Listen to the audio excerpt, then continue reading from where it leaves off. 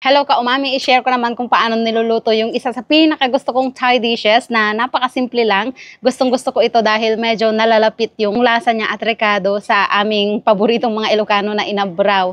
At medyo kakaiba dahil gagamitan po natin itong tinatawag nilang pakwan. Meron din tayong kabute. At ano po ang tawag natin sa ganitong klaseng kabute? Medyo nagkalagas-lagas na po siya dahil kahapon pa po ito at nagkahiwa-hiwalay nung hinugasan ko.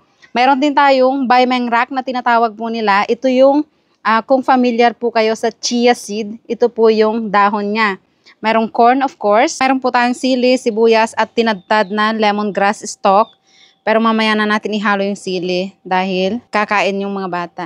Lagyan po natin ng kaunting asin. Dikdikin natin.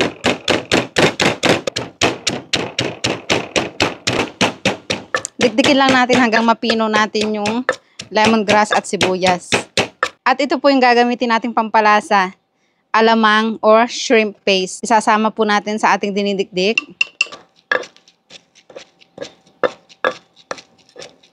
At ganito na po yung itsura niya. Punahin na po natin ang mais, dedirekta ko na.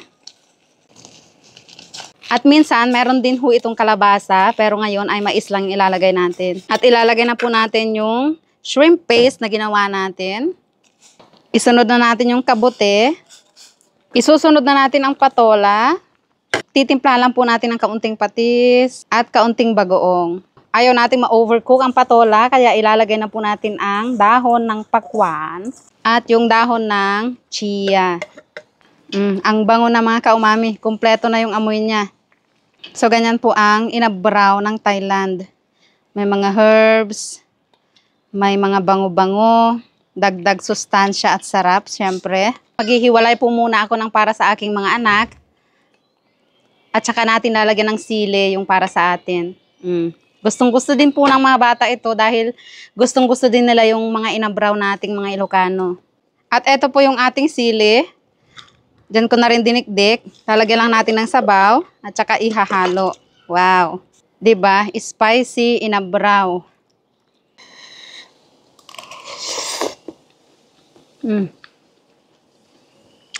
Ang sarap. Alam mo yung peppery flavor ng lemongrass at nung dahon ng chia seed. Ang bango, ang sarap po ng kombinasyon.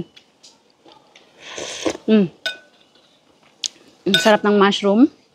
At nagpatamis yung corn. Pag magluluto po kayo ng mga inabraw o sinabawang gulay, lagyan po ng corn, napakasarap.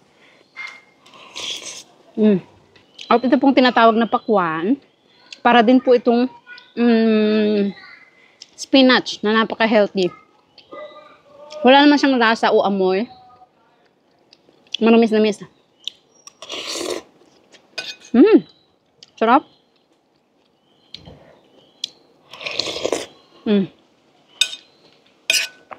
Yung anghang niya, slight lang. At dito ko lang po natutunan ang inabraw pala o sinabang gulay, pwede nating lagyan ng shrimp paste. Ang alam ko kasi bagoong lang. So ayan, subukan nyo po mga kaumami. Kahit siguro wala na yung chia seed dahil baka mahirap halapin dyan. Lagyan nyo po ng tanglad at itong shrimp paste. Subukan nyo po, napakasarap. Kahit anong gulay naman pwede na nilalagay natin sa ating sinabawang gulay. So yun lang mga kaumami, pag-share kung nagustuhan ng video. Bye! Uulan na!